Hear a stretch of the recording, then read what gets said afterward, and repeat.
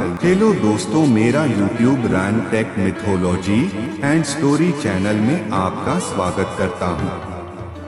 रामायण बालकांड अयोध्या में तैयारियां। मिथिलापुरी से अयोध्या तक का मार्ग 3 दिनों में तय करके महाराज जनक के मंत्री राजा दशरथ के दरबार में पहुँचे।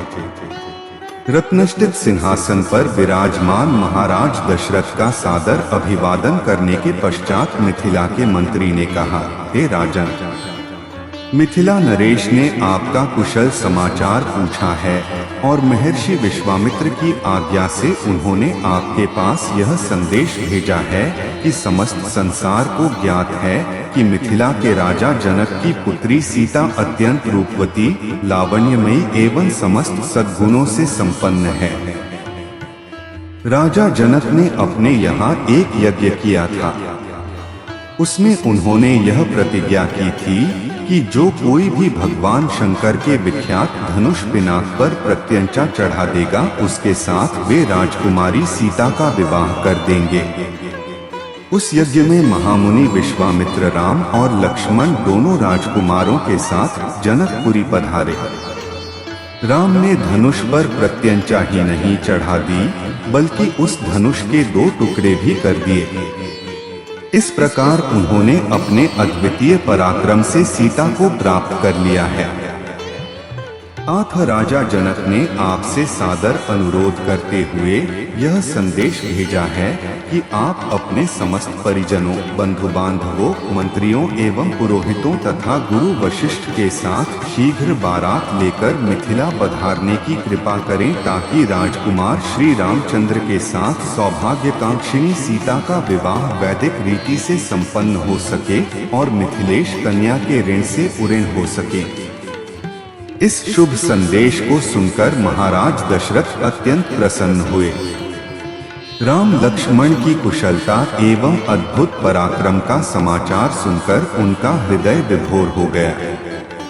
वे मंत्रियों से बोले, मंत्रीवर, हमारा हृदय राम और लक्ष्मण से मिलने के लिए बहुत व्याकुल हो रहा है, इसलिए आप शीघ्र ही परिजनों एवं दरबार के सभासदों के साथ जनकपुरी चलने की व्यवस्था कीजिए। समस्त बंधु बांधवों, राज्य के प्रतिष्ठित सेठ साहूकारों, विद्वानों आदि सबको बारात में चलने के लिए निमंत्रण पत्र भिजवाइए। सेनापति जी से कहिए कि वे शीघ्र चतुरंगिणी सेना को तैयार होने का आदेश दें। यदि संभव हो तो ऐसी व्यवस्था कीजिए कि हम सब लोग कल ही प्रस्थान कर सकें, क्योंकि हमारे समधी मिथिला नरेश ने हमसे बहुत शीघ्र मिथिलापुरी पहुंचने का आग्रह किया है। साथ ही परम पूज्य राजगुरु वशिष्ठ जी, वामदेव, जाबाली, कश्यप, मार्कंडेय, महर्षि कात्यायन आदि ऋषि मुनियों से भी यह प्रार्थना करें कि वे कल प्रातःकाल ही हम लोगों के चलने से पहले ही जनकपुरी के लिए प्रस्थान कर जाएं। इस बीच में हम तीनों महारानियों को यह शुभ समाचार देने के लिए जाते हैं। इतना कहकर राजा दशरथ ने मंत्रियों को आदेश दिया कि वे मिथिला से आए हुए अतिथियों का उचित सत्कार करें और उनके खान पान, ठहरने आदि का समुचित प्रबंध करें। इसके पश्चात वे स्वयं राजप्रासाद के अंतःपुर में पहुँचे और तीनों रानियों को बुलाकर यह शुभ संवाद सुनाया। शीघ्र ही यह समाचार संपूर्ण अयोध्या नगरी में फैल गया। घर घर में मंगलगान होने लगे, नृत्य संगीत का आयोजन होने लगा। महाराज की आज्ञा पाकर मंत्रीगण तथा भृत्यगण विवाह की तैयारियों में जुट गए।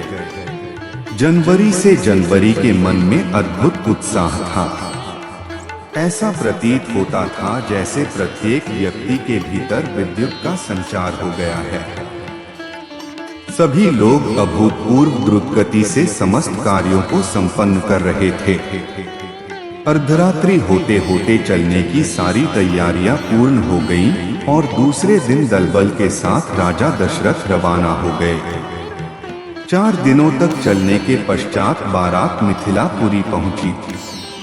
यह ज्ञात होते ही कि अयोध्या नरेश ऋषि मुनियों, मंत्रियों, परिजनों एवं अपनी संपूर्ण मंडली के साथ नगर के निकट आ पहुँचे हैं। मिथिला नरेश जनक अपने मंत्रियों, पुरोहित, मुनियों, विद्वानों आदि को साथ लेकर उनकी अगवानी के लिए नगर के मुख्य द्वार पर जा पहुँचे।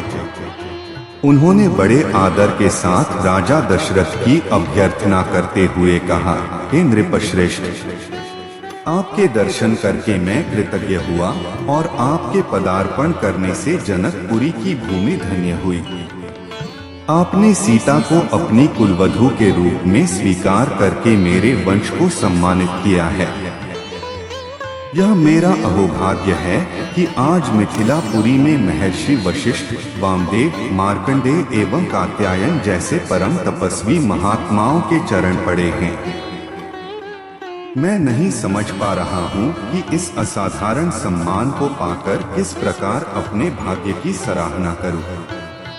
इस प्रकार समस्त आगत महानुभावों का सत्कार करके महाराज दशरथ को उनके साथ आए हुए ऋषि मुनियों, बंधु बांधवों, मंत्रियों एवं सैनिकों को जनवासे में ठहराने की उचित व्यवस्था की।